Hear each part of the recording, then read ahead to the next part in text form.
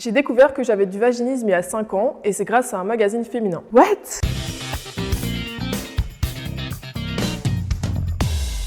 Salut!